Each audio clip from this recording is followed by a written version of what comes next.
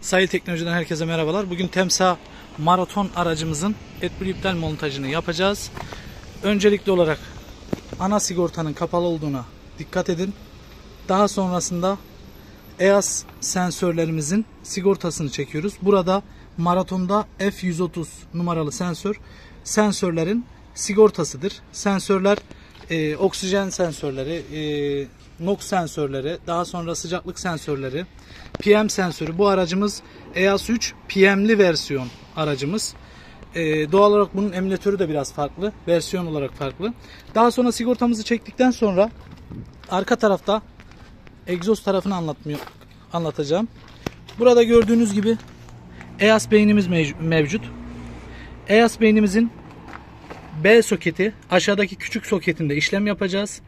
Burada B4 emülatörümüzün siyahına, B14 Ken High emülatörümüzde sarıya, B15 Ken Low emülatörümüzden yeşile, B41 kablonun numara şurada gördüğünüz gibi emülatörümüzün kırmızısına bağlanması gerekiyor. Yalnız bu araçlarda, DAF araçlarda ve DAF motorlu araçlarda şase tanıtma işlemi yapılacak. Biz daha önceden şaseyi tanıttığımız için bu prosedürü burada anlatacağım yine de. EAS beynimizin gördüğünüz gibi şurada hemen B41 pini biz kestik. Emülatörümüze bağladık burayı. Burada ilk montajda emülatör ve beyin aktif olmak zorunda. Çünkü emülatörümüz beyinden şase kodluyor. Burada önce takık olacak. Kontağı geçiyoruz. Kontağı bir kere açıyoruz 1 dakika boyunca. Daha sonra kontağı kapatıyorsunuz. Ve buradan pini ayırıyorsunuz. EAS beslenmeyecek. Eğer şase problemi yaşarsanız bu işlemi tekrar yapmanız gerekecek. Biz burada gördüğünüz gibi pin 41 kontak uyandırma hattı KLA15'ini emülatörümüze bağladık. Gördüğünüz gibi. Daha sonra biz bu araçta sensör sigortaları olduğu için sensörleri geri yerine taktık. Oksitleme yapmasın diye.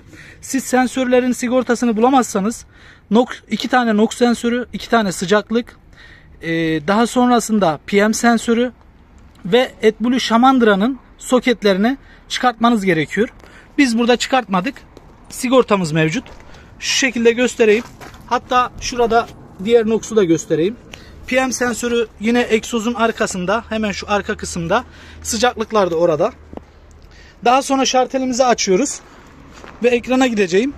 Burada size CAN bus emülatör de göstermek istiyorum. CAN bus parmak emülatör diye tabir ettiğimiz emülatör. Kablo renkleri yeşil, sarı, kırmızı ve siyah kablolar. Şimdi ekrana geçiyorum. Kontağımızı açtık.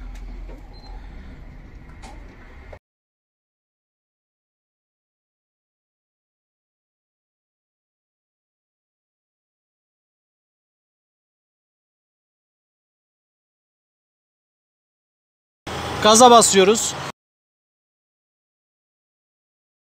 Herhangi bir uyarı veya hatamız yok.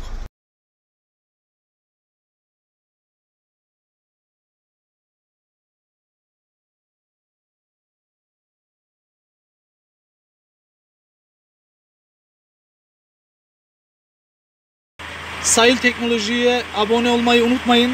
Bizleri takipte kalın. Yeni araçlarla görüşmek dileğiyle. Hoşça kalın.